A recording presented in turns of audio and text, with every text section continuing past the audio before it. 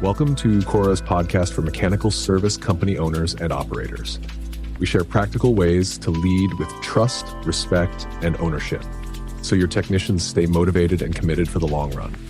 Let's get started.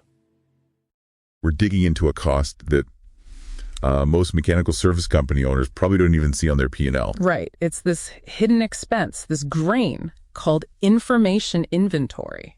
Information inventory. Sounds a bit like jargon, maybe. It does, but the sources we looked at make it really clear. Basically, it's information that just piles up, it accumulates, it stalls, it doesn't flow through your business like it should. Okay, flow. And the key idea is? The key is realizing that every single list you have acts like inventory. Think of it like a shelf full of parts that are just sitting there aging. I think so, not server space costs we're talking about. People costs. Exactly. Wasted staff time. Someone's scrolling through a massive list of stalled work orders. Yeah. Or digging through backlogged field reports, searching, rechecking details. That's where the real cost is. And it's probably deeper than just the time spent scrolling, right? Oh, absolutely. A backlogged field report. That means, delayed invoicing. Maybe you miss a warranty claim. The technician has to reread notes from weeks ago just to remember what they did.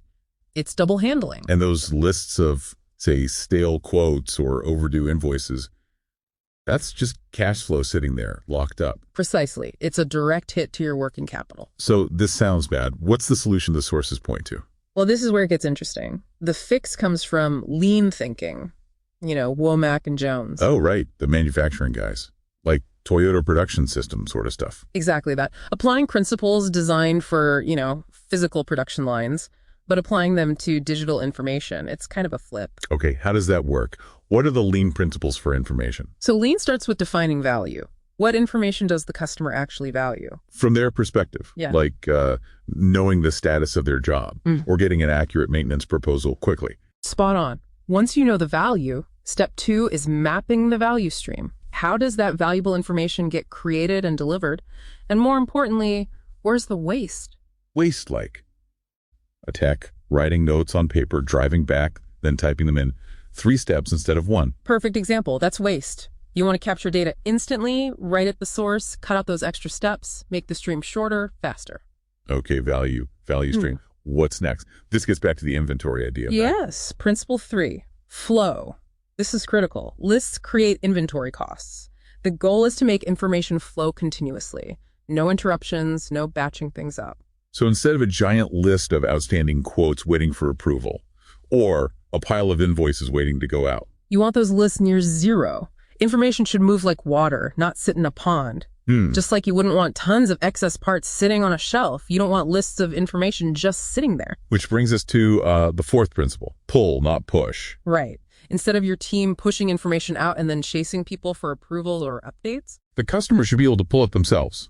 Like log into a portal, approve a quote, check their equipment history. Exactly. Self-service. Okay. But doesn't that feel like losing control for the owner? Giving customers direct access sounds complicated, maybe risky. It definitely raises that question. It's a shift. But think about the time saved. Your team isn't chasing approvals anymore. And this touches on a big point from the sources. Most field service software is built to control data, not empower its flow. So it's a technology and a culture thing. Very much so. The companies that make this shift, the ones that give technicians the autonomy to update the information stream instantly, right from the field. They get the best people.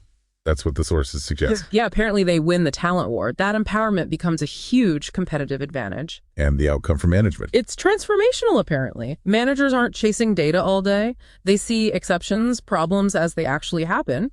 Owners can, actually go home without stressing if everyone's set up for the next day. Because the information just flows to where it needs to be. Right. Everyone knows what they need to know. So the path forward isn't just implementing a system, it's continuous improvement. Yeah. Always tweaking. Yeah, constantly encouraging changes, testing new ideas quickly, keeping that flow optimized. And the sources say this creates real job satisfaction, too. People like improving things. Okay, so let's wrap this up with a final thought for you, the listener.